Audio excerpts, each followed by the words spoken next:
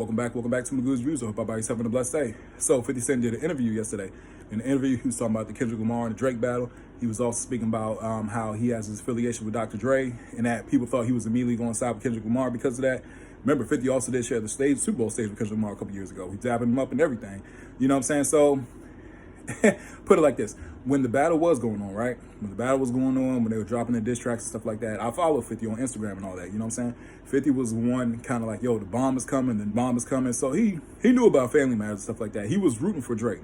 He was rooting for Drake, you know what I'm saying? But when Drake got bombed on, he didn't have nothing to say afterwards, you know what I'm saying? Until, Post was talking about this interview and stuff like that.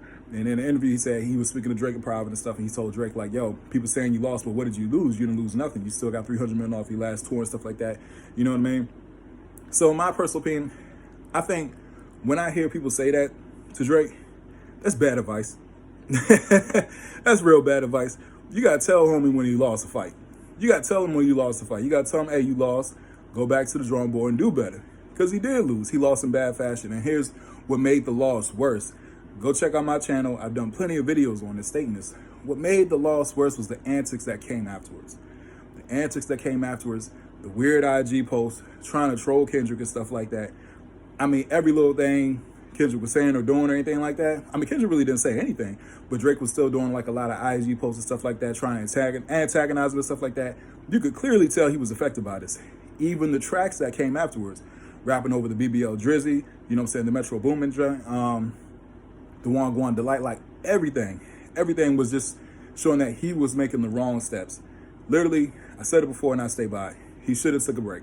I think he should have took a break from the battle, take his time, come back, refresh, come back stronger. That's what I believe. You know what I'm saying? 50 was telling him that you got to keep the creative juices flowing and stuff like that. Now, here's the thing. He dropped 15 tracks. Then he dropped the 100 gigs. Dog, nothing really moved. Nothing moved. Now, stuff did chart, but they didn't stay on the charts. Nothing from the 100 gigs, from the No Face track with Playboy Cardi, from the joint with 21 Savage and Young Thug, which I thought was the best track he did afterwards, Go to Atlanta when you need a couple of dollars. I thought that was the best track. All of them fell off the charts.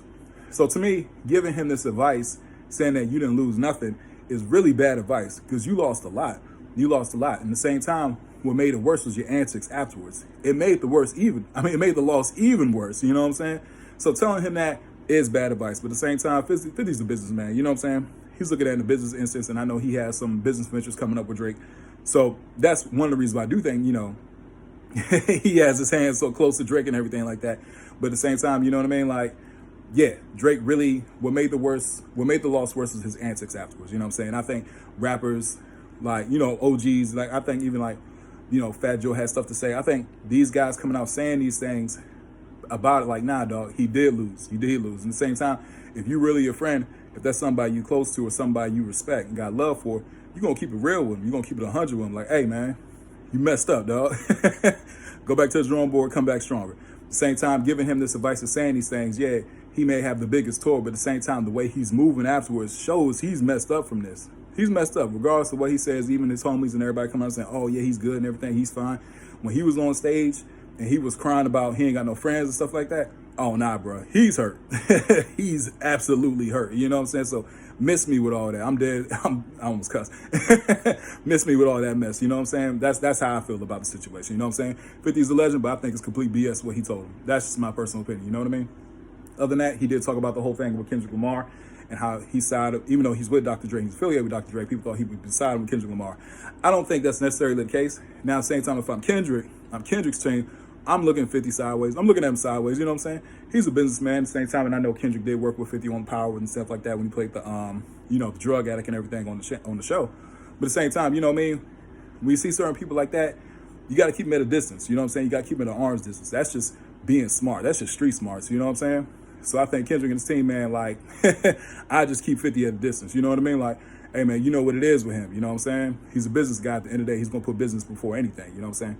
So I think that, yeah, man, I mean, if I'm Kendrick's team, that's what I would do. At the same time, like, hey, man, I think 50 had business ventures with Drake. That's why he was rooting for Drake, even though he is tied with Dr. Dre. Doesn't mean he's like, he said, I love Kendrick, but when the people come up with the but, I'm like, all right, here comes the, everything else afterwards. But at the same time, you know, he stuck with Drake, and that's his man. His man lost. You know what I'm saying? But giving him this advice afterwards is bad advice. I'm just gonna stick it like that. Please don't forget to like, share, and subscribe to the channel. Leave a comment in the comment section. I hope everybody has a blessed day. Tell me what you guys think about this news. If you agree or disagree, let's talk about it in the comments civilly. Have a blessed day. I'll see y'all soon.